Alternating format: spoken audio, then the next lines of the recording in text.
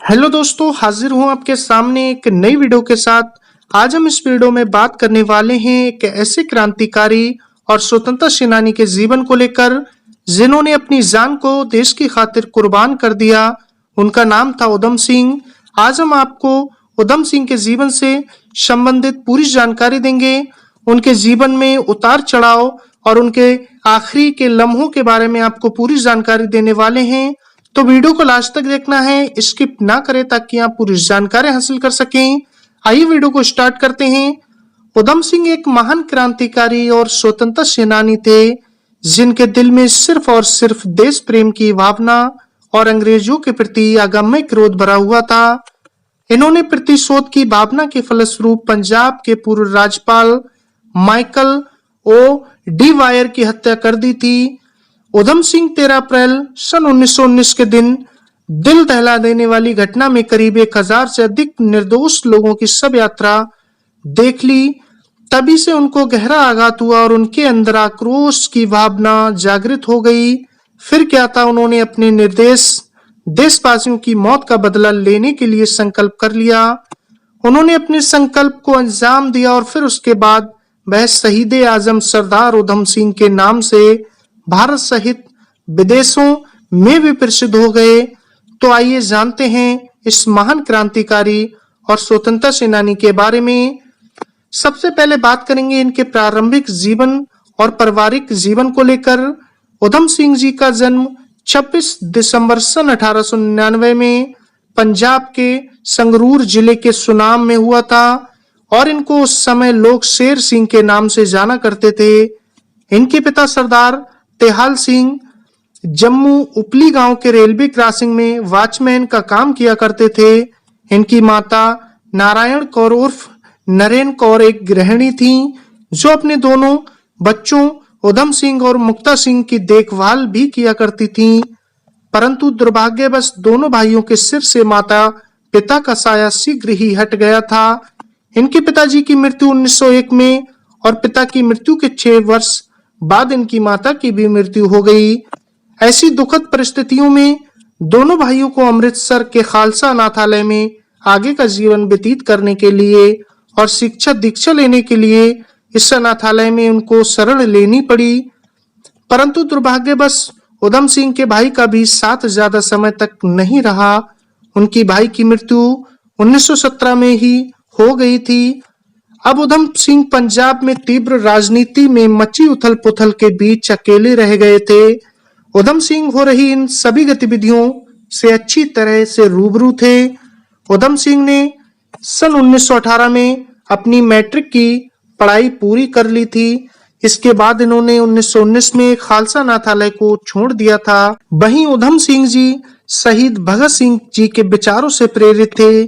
शहीद भगत सिंह द्वारा किए गए अपने देश के प्रति क्रांतिकारी कार्य और उनके समूह से उधम सिंह बहुत ही प्रभावित हुए थे। 1935 में जब उधम सिंह कश्मीर में थे तब उनको शहीद भगत सिंह के तस्वीर के साथ पकड़ा गया था।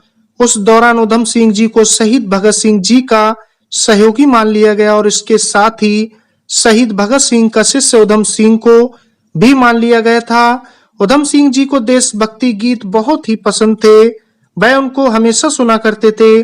उस समय के महान क्रांतिकारी कवि राम प्रसाद बिस्मिल जी के द्वारा लिखे गए गीतों को सुनने के वे बहुत शौकीन थे। वहीं बताना चाहूंगा जलियांवाला बाग की निंदनीय घटना। जलियांवाले बाग में अकारण निर्दोष लोगों को अंग्रेजों ने मृत्यु के घाट उतार दिया था। इस निंदनीय घटना में बहुत सारे लोग मारे गए थे जिनमें से कुछ बुजुर्ग, बच्चे, महिलाएं और नौजवान पुरुष भी शामिल थे। इस दिल दहला देने वाली घटना को उधम सिंह ने अपनी आंखों से देख लिया था जिससे उनको बहुत ही गहरा दुख हुआ था और उन्होंने उसी समय ठान लिया कि ये सब कुछ जिसके इशारे पर हुआ है उसको उसके किए की सजा जरूर देकर रहेंगे और ऐसा उन्होंने उसी समय प्रण ले लिया था। उधम सिंह की क्रांतिकारी गतिविधियां। उधम सिंह ने अपने द्वारा लिए गए संकल्प को पूरा करने के मकसद से उन्होंने अपने नाम को अलग अलग जगहों पर बदला और वे दक्षिण Africa, Zimbabwe, Brazil, America, Nairobi जैसे बड़े देशों में अपनी यात्राएं की। उधम सिंह जी भगत सिंह जी के और राहों पर चलने लगे थे। 1913 में गदर पार्टी का निर्माण किया गया था। इस पार्टी का मुख्य उद्देश्य भारत में क्रांति भड़काने के लिए किया गया था। 1924 में उधम सिंह जी ने इस पार्टी से जुड़ने का निश्चय कर लिया और वे इससे जुड़ भी गए। भगत सिंह जी ने उधम सिंह जी को 1927 में वापस अपने देश आने का आदेश दिया। उधम सिंह वापस लौटने के दौरान अपने साथ 25 सहयोगी, रिवाल्वर और गोला बारूद भी लेकर आए थे, परंतु इसी दौरान उनको बिना लाइसेंस हथियार रखने के लिए गिरफ्तार कर लिया गया। उन्होंने अगले 4 साल जेल में ही व्यतीत किए, सिर्फ यही सोचकर कि वे बाहर निकलकर जनरल डायर के द्वारा किए गए दंडनीय अपराध का बदला अपने देशवासियों के लिए लेकर रहेंगे। 1931 में जेल से रिहा होने के बाद वे अपने संकल्प को पूरा करने के लिए कश्मीर गए। फिर कश्मीर से वे भागकर जर्मनी चले गए। 1934 में उधम सिंह लंदन पहुंच गए और वहां पर उन्होंने अपने कार्य को अंजाम देने के लिए सही समय का इंतजार करना शुरू कर दिया।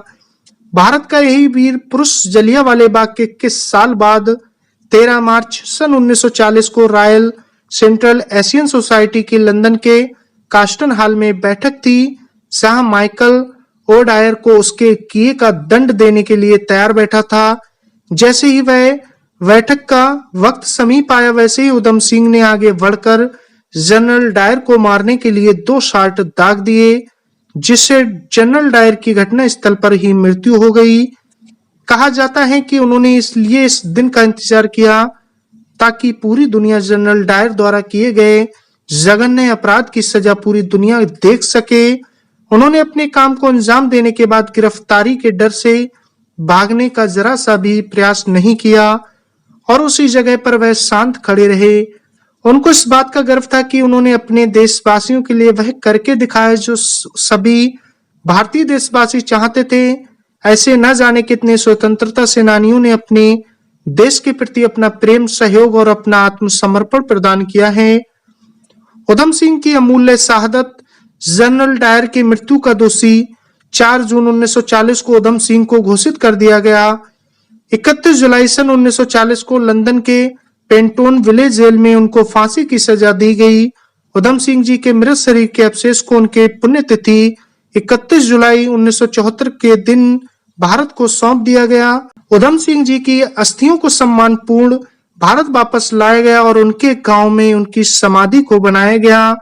इस तरह उन्होंने अपने देशवासियों के लिए मात्र 40 वर्ष की आयु में अपने आप को समर्पण कर दिया। जिस दिन उधम सिंह जी को फांसी दी गई, उसी दिन से भारत में क्रांतिकारियों का आक्रोश अंग्रेजों के प्रति और भी बढ़ गया।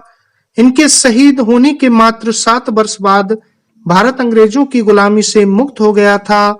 उधम सिंह का सम्मान और विरासत, सिखों के हथियार जैसे चाकू, डायरी और शूटिंग के दौरान उपयोग की गई गोलियों को स्कॉटलैंड यार्ड में ब्लैक म्यूजियम में उनके सम्मान के रूप में रखा गया है। राजस्थान के अनूपगढ़ में शहीद उधम सिंह के नाम पर चौकी भी मौजूद है। अमृतसर के जलियांवाले बाग के नजदीक में सिंह लोगों को समर्पित एक म्यूजियम भी बनाया गया है। उधम सिंह नगर जो झारखंड में मौजूद है, इस जिले के नाम को भी उन्हीं के नाम से प्रेरित होकर रखा गया था। इनकी पुण्यतिथि के दिन पंजाब और हरियाणा में सार्वजनिक अवकाश रहता है। उधम सिंह जी के द्वारा दिए गए बलिदान को कई भारतीय फिल्मों में फिल्माया गया है, जैसे कि जलियांवाला बाग 1977, शहीद उधम सिंह 1977 और वहीं शहीद उधम सिंह 2000 में भी फिल्माई गई थी। इसी के साथ बताना चाहूंगा आपको कैसे लगी मेरे द्वारा दी गई जानकारी शहीद उधम सिंह के जीवन से संबंधित। अगर आपको ये वीडियो पसंद आए तो नीचे दिए कमेंट्स बॉक्स में अपनी राय जरूर साझा करें। मिलते हैं फिर नेक्स्ट वीडियो में नेक्स्ट स्टोरी के साथ। आपने अपना कीमती वक्त दिया, तब तक के लिए धन्यवाद।